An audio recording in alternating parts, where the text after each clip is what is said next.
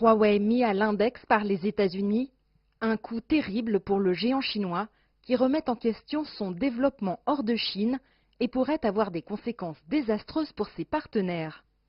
Pour Serge Leblal, directeur de rédaction d'un site web consacré à l'informatique, l'annonce de l'interdiction faite la semaine dernière à Huawei d'acheter ses équipements aux États-Unis a fait l'effet d'une bombe.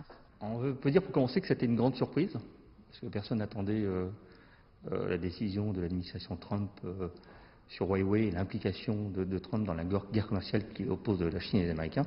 Donc ça a tout d'abord été une grosse surprise. Ensuite, ce qui a été compliqué, c'est de comprendre le périmètre des sanctions qui seraient infligées à Huawei. Donc on a commencé par comprendre que Google et le système d'exploitation Android étaient les premiers concernés, et ensuite la plateforme d'application qui permet aux utilisateurs de télécharger des applications était aussi concernée. Et ensuite on a compris que c'était étendu à d'autres acteurs qui étaient des fournisseurs américains et des partenaires américains, Intel, ARM, Qualcomm, Broadcom. Et donc on a compris que le périmètre était très étendu et que c'était une sanction absolument énorme pour Huawei. Si la survie de l'entreprise est en jeu, c'est aussi le sort des utilisateurs européens des appareils Huawei qui se trouvent compromis. Alors le plus gros problème pour les utilisateurs de téléphones Huawei qui sont basés sur le système Android qui appartient à Google, c'est simplement qu'aujourd'hui, est-ce que ces utilisateurs ont encore accès aux mises à jour de sécurité d'Android? Car un des gros problèmes d'Android, c'est aujourd'hui comment on fait pour sécuriser son téléphone et ses applications. Et ensuite, c'est est-ce que le fournisseur va disparaître ou pas du marché français? Voilà. Parce qu'aujourd'hui, j'ai un téléphone, j'ai un SAV, mais si aujourd'hui Huawei disparaît, qu'est-ce que je fais de mon téléphone dans 6 mois ou 1 an si mon téléphone devient une brique que je ne peux plus utiliser? Mais Huawei n'a pas dit son dernier mot. La firme, qui a réalisé 44% de croissance sur le marché mondial des smartphones au premier trimestre 2019 et se rapproche toujours plus du numéro 1 Samsung, vient de l'annoncer. Un nouvel OS pourrait être déployé dès le mois de juin pour pallier à l'interdiction d'utiliser Android.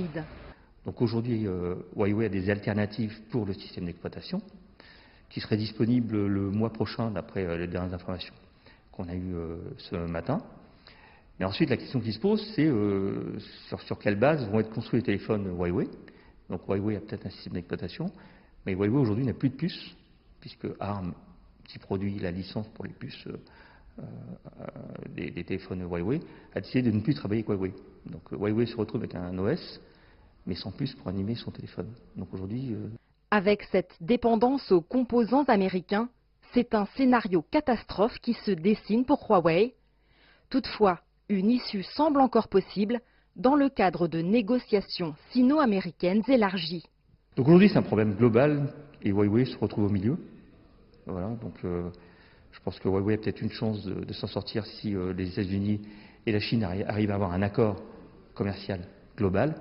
Mais aujourd'hui, la question qui se pose pour Huawei, c'est comment je peux continuer à vivre avec un coup près qui pourrait me tomber dessus n'importe quand. Si les Américains décident encore de couper l'accès aux brevets et aux technologies américaines, ça remettrait Huawei dans un embarras extraordinaire.